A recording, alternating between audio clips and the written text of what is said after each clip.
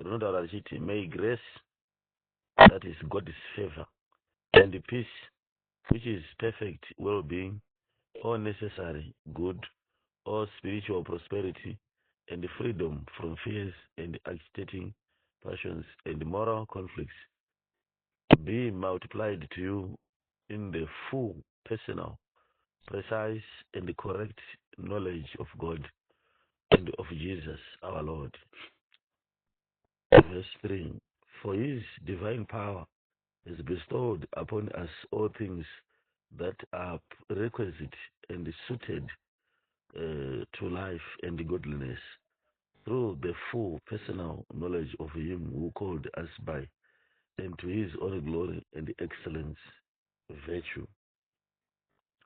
Mangwanani ano ndida kuti ndidzokere kushoko raMwari ndichiti Petro mudzidzi waJesu, Jesu aenda, tinoimba kuti it was around 56 to 60 years Jesu aenda, anosara amuapostora waiparidza vhangeri kundudzi dzakasiyana siyana dzaisanganisira vaJudha, dzaisanganisira vaGiriki, dzaisanganisira maRomans, dzaisanganisira vahedheni.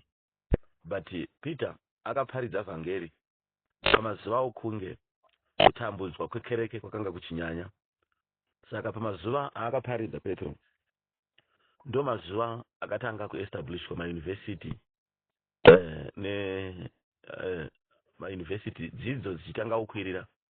Tinoona pamazuva iwayo kuti places like Alexandria kuEgypt yanga yana mauniversity, and kuAthens kuGreece kwakwa ana mauniversity.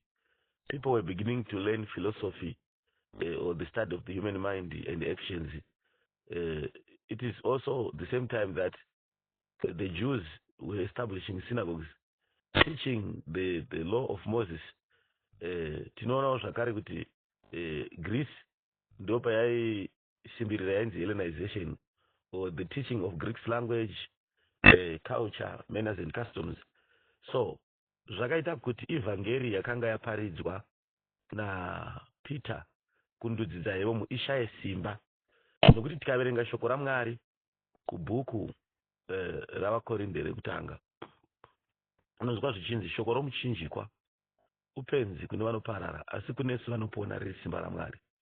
Reva kuti vanhu vakanga vaparidzirwa vhangeri vakakomberedzwa nezvinhu zvaikanganisa vhangeri, vakakomberedzwa nezvimwe zvinhu zvaivavaraidza. Vhangeri rakaiswa pamujaho kana pamakwikwi kana pacompetition, so that rakashaya effectiveness yaro. Saka Peter ndo zvazomupa kuti anyore kuti grace and peace be multiplied to you through the knowledge of God and of Jesus Christ. Kuna kuti Peter ari kuti chichakuponesai panguva dzakaipa kudai so idzi dzekuti kana muchinge maparidzirwa vhangeri munokomberedzwa nezvimwe zvinhu zvakaipa zvinotora nguva yeshoko raMwari, zvinokukwidza shoko raMwari, so that hamuzowana simba riri paivhangeri. Saka ari kuti nyasha nerugare ngazviwedzerwe pamuri kubudikidzwa noruzivo rwaMwari naJesu Kristu Nazareta. Kureva kuti Peter ari kuti hakuna chinogona kukuponesai pamwaka uno kana dzikasara nyasha nerugare. Nyasha dzichirevei? Nyasha dzichireva kuti kuponeswa kwedu hakubve pamabasa edu ende hakubve pasimba redu. Nyasha dzinongodudzira kuti zvausingagone zvinoitwa naMwari, zvausingakodzere unozvipiwa naMwari. Saka Peter ari kutaura achiti muri kurarama nenyasha. Haizi education yephilosophy, hadzizi tsika dzechiGiriki kana tsika dzechiJudha dziri kukuponesai, asi Mwari wakakupai nyasha nerugare. Rugare zvichingoreva kuti pakati pemunhu naMwari ngapave neukama hwakanaka, uyezve vanhu ngavagarisane zvakanaka. Kureva kuti Peter ari kuti zvamuri kudzidziswa izvo kueducation, civilization, independence, self-contentment, zvichidzidziswa nemaRomans, zvichidzidziswa nemaGreeks, zvaipesana nevhangeri. Kuti papeace teitaura kuti ukaverenga Hebrews chapter 12 verse 14 inoti strive to seek peace, strive to seek peace and righteousness, strive to seek peace with all men and righteousness, for without it no one will see the Lord. Kureva kuti Pauro waitaura achiti vanhu kana vakagara ngavatsvake rugare navanhu vose nekururama, nekuti kunze kwazvo hakuna ungaona Mwari. nokuti zvazvaingotaura bedzi ndezvokuti kana titaura nyaya yepeace tiri kutaura nyaya yekuti pakati pako naMwari ngaparege kuva nechinokanganisa ukama hwenyu, pakati pako nevanhu ngaparege kuva nechinokanganisa ukama hwenyu. Ndadze kuti izvozvo tinozvidzidza kubva mushoko raMwari. Now tikanoverenga Daniel 11 chapter verse 32 unonzwa Daniel achidudzira panguva ichauya Epiphanes Antiochus the second king from Alexander the Great anouya achiitira utsinye vanhu vainamata panguva idzodzo, achivarambidza kuverenga bhaibheri, achivarambidza kuenda kutemberi, achivamanikidza kuenda kumasports nekunoona drama nekunoita zvimwe zvisina nebasa rese, achivabvisa nguo dzavo dzavaipfeka, achivapfekedza ataya yemasports. But unozonzwa Daniel akuti zvinhu izvozvo zvaipesana nesungano yavana vaIsraeri naMwari. Unozonzwa Daniel akunyora pa 11:32 dzaDaniel achiti asi vanoziva Mwari wavo vachava nesimba rokuita zvinhu zvikuru, vachava nesimba uyezve vachaita zvinhu zvikuru. Kureva kuti Daniel chinhu chaiuza ndechekuti kana tiri munyika pane zvinhu zvakawanda zvinotivaraidza, zvinonakidza. Nhasi ukatarisa zvino izvi kuti mukati meimwe imba unoona baba vari paWhatsApp, mai vari paWhatsApp, mwana mukoma ari paWhatsApp, musikana ari paWhatsApp, musikana wabasa ari paWhatsApp, guarded boy ari paWhatsApp, vanhu vese vari paWhatsApp nokunorara. Hapana kana ane nguva yekuverenga bhaibheri shoko raMwari, hapana kana ane nguva yekuti anamate. Zvinhu izvi zvakaunzwa naSatani neFacebook nesocial media yese zvakaunzwa naSatani so as to draw the attention of men from that which causes people to survive and to overcome and to prevail whatever the devil is doing in this generation, in this time. Saka Daniel unozobva kuti asi vanoziva Mwari wavo vachava nesimba rokuita zvinhu zvikuru, vachava nesimba uye vachaita zvinhu zvikuru. Kureva kuti pano patiri kuparidza panapa mangwanani tikuti Peter vhangeri yake yanga iri kuti may grace and peace be multiplied. Peter akafanana nachiremba ari kuona vanhu vanorwara, saka ivhangeri yake iri kuisa prescription kuti apo mapiritsi ngaawedzerwe nokuti chirwere chemunhu chakakura.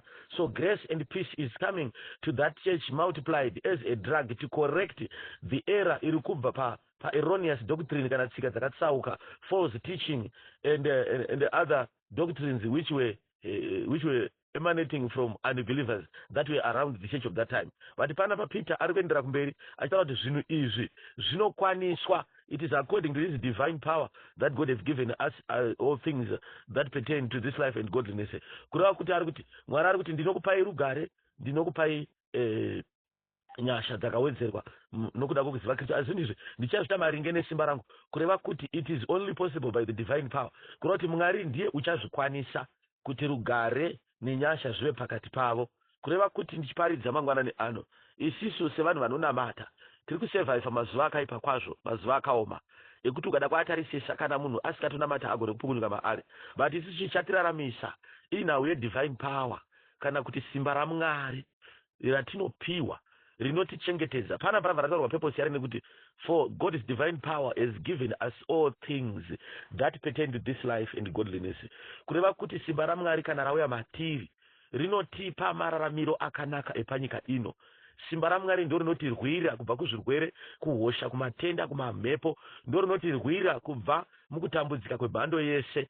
Izvi tikataura panapa kuti mumwe munhu akapfuura sei paCovid, haana kana kumborwara, kana kuti akamborwara haana kuenda kuchipatara, wakangoporera mumba, wakapona sei patsaona nengoro yomoto, wakapona sei pazvinhu zvakawanda. It is because of God's divine power. Yandiri kuparidza mangwanani ano kuti iyo ndio inoita kuti tiwane nyasha nerugare kubva kuna Mwari through the knowledge of God and His Christ. Kureva kuti upenyu hwedu mumwe munhu akatitarisa tiri panyika ino unotinzwira tsitsi, mumwe unotambudzika nekuda kwedu. But chaasingazive ndechekuti the period that we are living now, God's divine power is giving us all things that pertain to this life. Kureva kuti dzimwe nguva kana ukaona ndichirwara usanzwira tsitsi, divine power inondipa utano. Chero ukaona ndisina kudya, divine power inoisa provision yangu. Chero ukaona ndakakomberedzwa navavengi, divine power inoisa protection yangu.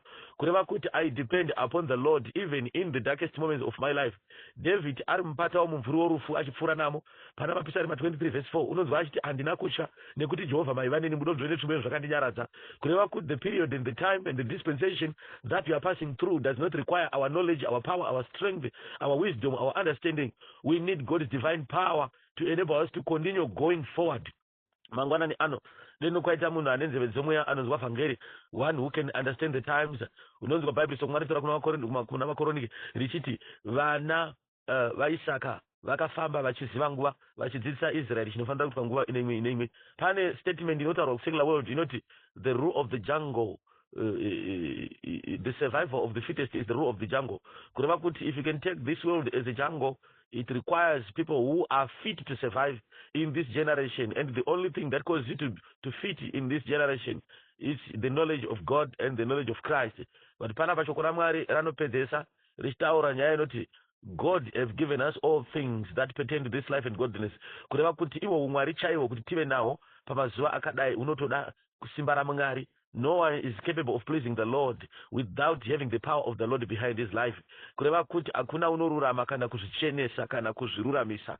It is God's means for us to be righteous, and it is only attainable through the work that Jesus Christ has done upon the cross. Patinoimba Mwari muruziva redu tinoti munotipa ngoni dzenyu, munotita vatsvene, munotipa utsvene. Kureva kuti the righteousness that is capable of pleasing the Lord is only by accepting Jesus Christ as our Lord and Savior and surrendering our life unto him only.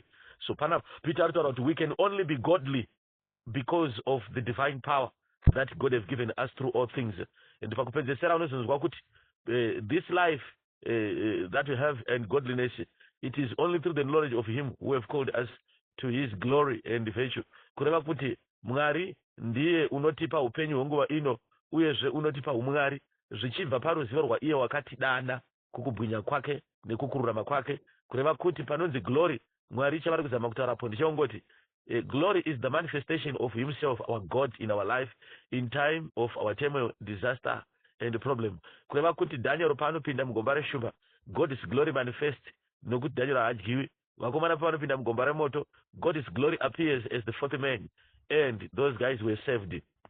Tikatarisa pabhuku raEsther, God's glory manifested in the time of Haman when the Jews survived the massacre vaida kuuraiwa. Saka tiri kuti chii isisu Mwari wakatidaidza kukubwinya kwake, kureva kuti pese patinoomerwa patinokundika, his glory will come to our aid, his glory will manifest. Virtue inongova kururama, he called us to his righteousness. Takanga tisina kunaka, tatiri vanhu vakaipa, but he called us to become as him through Jesus Christ. Mangwanani ano kwese kwamunonzwa muri itirwai zvakanaka. May grace and peace be multiplied unto you through the knowledge of God and Jesus Christ, according to his power, divine power that has given us all things that pertain to this life and godliness, through the knowledge of him that has called us to his glory and virtue. Allow me to pray this morning. Heavenly Father, in the name of Jesus Christ, I want to thank you for this precious moment of our life as we partake your word daily, O Lord. Let your word nourishes us, strengthens us. Let your word enable growth into us, my Lord. I pray this morning in the name of Jesus Christ to build the fruit of the Spirit, O Lord, that we may also preach and dispense life to them that believe. For you have blessed us, my Father, with all the blessing that is found in the heavenly realms, so that when we receive this blessing, we'll also bless others through sharing the gospel and the word.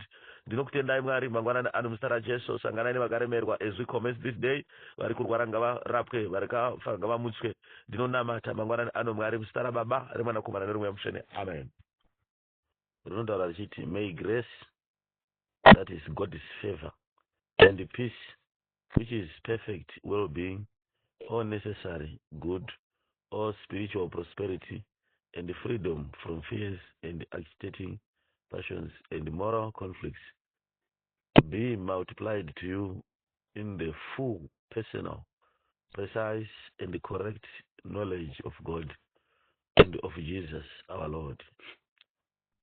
Verse 3, for his divine power is bestowed upon us all things that are requisite and suited to life and godliness, through the full personal knowledge of him who called us by and to his own glory and excellence virtue.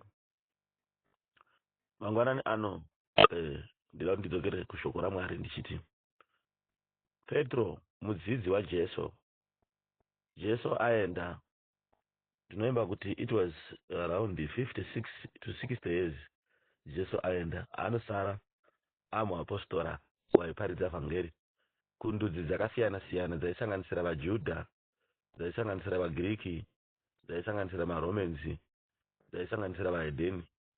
But Peter akaparidza vhangeri pamazuva okunge kutambudzwa kwekereke kwakanga kuchinyanya.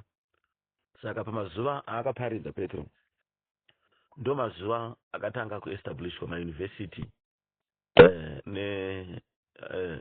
mauniversity dzidzo dzichitanga kukwirira, tinoona pamazuva iwayo kuti places like Alexandria kuEgypt yanga yana mauniversity, and kuAthens kuGreece kwakwa yana mauniversity. People were beginning to learn philosophy or the study of the human mind and the actions. It is also the same time that the Jews were establishing synagogues, teaching the law of Moses. Tinoona zvakare kuti Greece ndo payaisimbirira yanzi Hellenization, or the teaching of Greek language, culture, manners and customs. So zvakaita kuti ivhangeri yakanga yaparidzwa naPeter kundudzi dzaivo ishaye simba, nokuti tikaverenga shoko raMwari kubhuku ravaKorinde rekutanga, unonzwa zvichinzi shoko romuchinjikwa upenzi kune vanoparara, asi kunesu vanopona riri simba raMwari. Reva kuti vanhu vakanga vaparidzirwa vhangeri vakakomberedzwa nezvinhu zvaikanganisa vhangeri, vakakomberedzwa nezvimwe zvinhu zvaivavaraidza. Vhangeri rakaiswa pamujaho kana pamakwikwi kana pacompetition, so that rakashaya effectiveness yaro. Saka Peter ndo zvazomupa kuti anyore kuti grace and peace be multiplied to you through the knowledge of God and of Jesus Christ.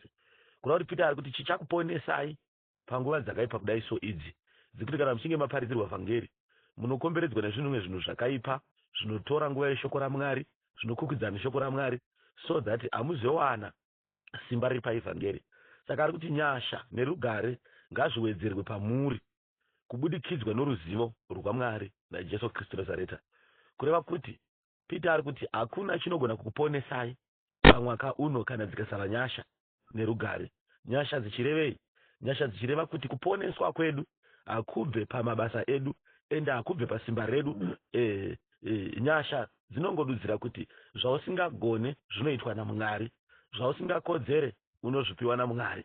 Saka Peter ari kutaura achiti muri kurarama nenyasha. Haizi education yephilosophy, hadzizi tsika dzechiGiriki kana tsika dzechiJudha dziri kukuponesai, asi Mwari